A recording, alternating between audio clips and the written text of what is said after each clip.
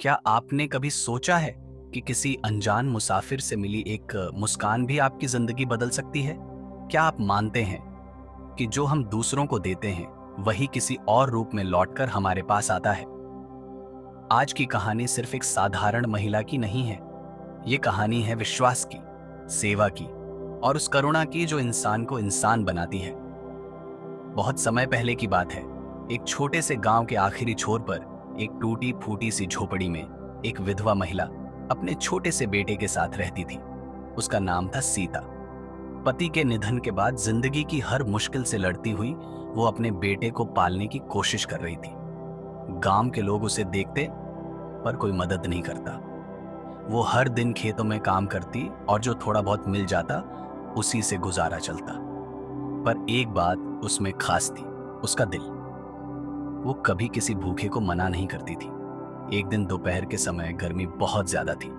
सीता खेत से लौट रही थी जब उसने देखा उसके दरवाजे के बाहर 3 बूढ़े साधु बैठे हैं। उनके चेहरे थके हुए थे, उनके पैरों में धूल थी और आंखों में सुकून की तलाश। सीता झट से समझ गई, ये भूखे और प्यासे हैं। वो तुरंत भीतर गई। जो थोड़ा सा चावल और दाल बचा था उसे पकाया, पानी मटका भर कर रखा और प्रेम से उन्हें बुलाया, आइए बाबा, भोजन कर लीजिए। साधु एक दूसरे की ओर देखने लगे। फिर एक ने मुस्कुराकर कहा, हम तीनों एक साथ भोजन नहीं कर सकते। सीता चौंकी, क्यों बाबा? एक साधु ने कहा, हम 3 अलग अलग शक्तियों का प्रतीक हैं। मेरा नाम है धन, इनका नाम है सफलता और तीसरे का नाम है प्रेम। हम जहां भी जाएं, हम में से सिर्फ एक ही जा सकता है। तुम चुनो, तुम्हें धन चाहिए, सफलता चाहिए या प्रेम? सीता हैरान रह गई। उसने दरवाजे से झांककर अपने बेटे की ओर देखा जो मिट्टी में खेल रहा था, जिसके तन पर कपड़े तो थे पर सपने अधूरे थे। कुछ देर सोचने के बाद वो बोली, मैं प्रेम को बुलाऊंगी।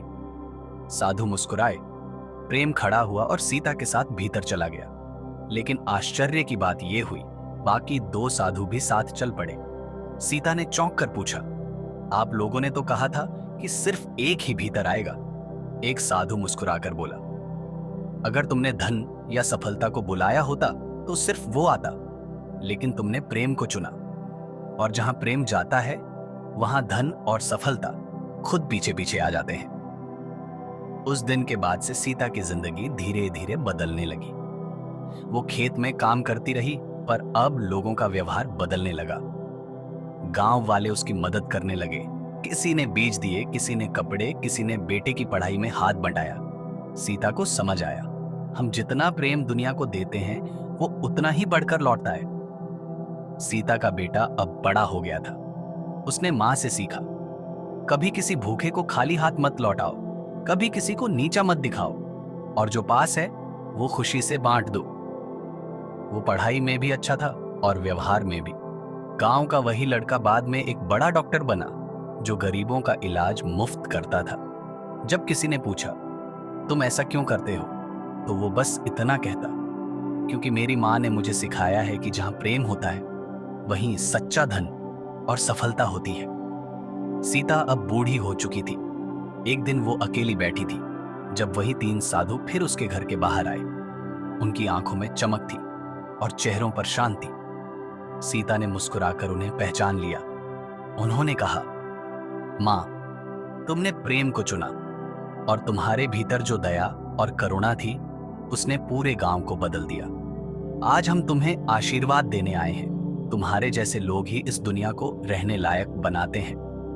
प्रेम सिर्फ एक भावना नहीं बल्कि एक ऊर्जा है जो बिना कहे, बिना मांगे दूसरों को छू जाती है। सीता की तरह अगर हम भी किसी के लिए एक वक्त का खाना बना दें, किसी रोते हुए को एक बार गले लगा लें, किसी अकेले को ये एहसास दिला दें कि वो अकेला नहीं है, तो यकीन मानिए हम भी उस प्रेम के मार्ग पर हैं जिस पर चलते हुए धन और सफलता खुद चलकर हमारे जीवन में आएंगे।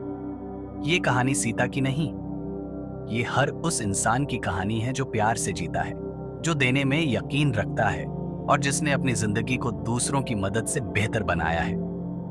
आज जब दुनिया तेजी से बदल रही है, हमारा सबसे बड़ा सहारा ना कोई मशीन है, ना पैसा, बल्कि प्रेम है। अगर आपको ये कहानी दिल को छू गई हो तो एक लाइक जरूर करें, कमेंट में लिखें। मैं भी प्रेम को अपना जीवन बनाऊंगा। और ऐसे ही प्रेरणादायक कहानियों के लिए चैनल इंस्पिरेशनल स्टोरी 06 को अभी सब्सक्राइब करें, क्योंकि ये चैनल सिर्फ कहानियां नहीं सुनाता, ये जीवन जीने का तरीका सिखाता है। धन्यवाद। आपका दिन शुभ हो और प्रेम से भरा हो।